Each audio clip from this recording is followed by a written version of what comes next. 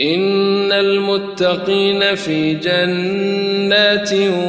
وعيون ادخلوها بسلام آمنين ونزعنا ما في صدورهم من غل إخوانا على سرر متقابلين لا يمسهم فيها نصب وما هم منها بمخرجين نبئ عبادي أني أنا الغفور الرحيم وأن عذابي هو العذاب الأليم نبئ عبادي أني أنا الغفور الرحيم وأن عذابي هو العذاب الأليم نبئ عبادي أني أنا الغفور الرحيم نبئ عبادي أني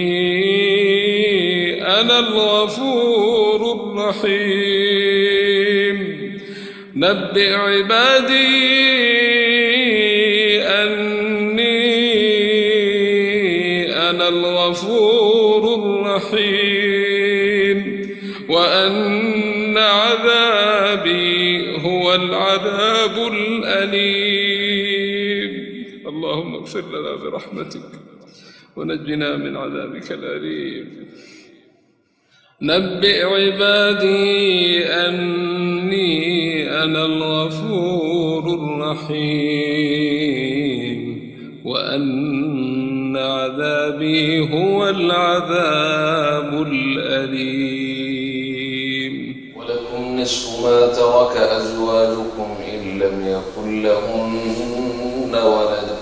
فإن كان لهن ولد فلكم الربع مما تركن من بعد وصية يوصين بها أو دين ولهن الربع مما تركتم إن لم يكن لكم ولد فإن كان لكم ولد فلهن الثمن مما تركتم من بعد وصية توصون بها أو دين وإن كان رجل يورث كلالة أو امرأة وله أخ أو أخت فلكل واحد منهما السدس فإن كانوا أكثر من ذلك فهم شركاء في الثلث من بعد وصية يوصى بها أو دين غير مضار وصية من الله والله عليم حليم تلك حدود الله ومن يطع الله ورسوله يدخله جنات تجري من تحتها الأنهار خالدين فيها وذلك الفوز العظيم ومن يعص الله ورسوله ويتعد حدوده يدخله نارا خالدا فيها وله عذاب مهين واللاتي يأتين الفاحشة من نسائكم فاستشهدوا عليهن 4 منكم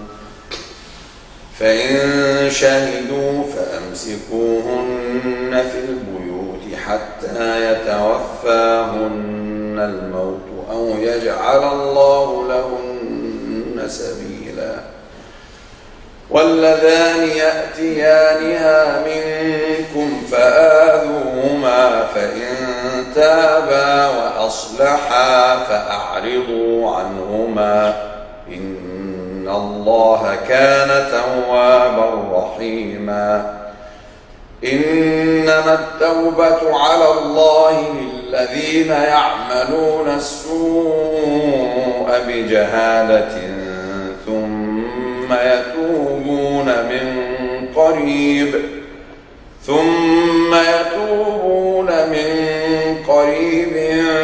فأولئك يتوب الله عليهم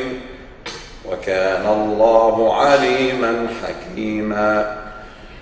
وليست التوبة للذين يعملون السيئات حتى إذا حضر أحدهم الموت قال إني تبت الآن ولا الذين يموتون وهم كفار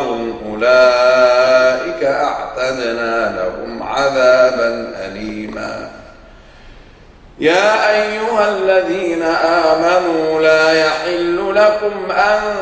ترثوا النساء كرها ولا تعضلوهن لتذهبوا ببعض ما آتيتموهن إلا أن يأتين بفاحشة مبينة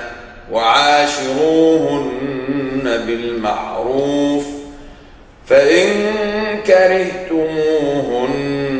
فعسى أن تكرهوا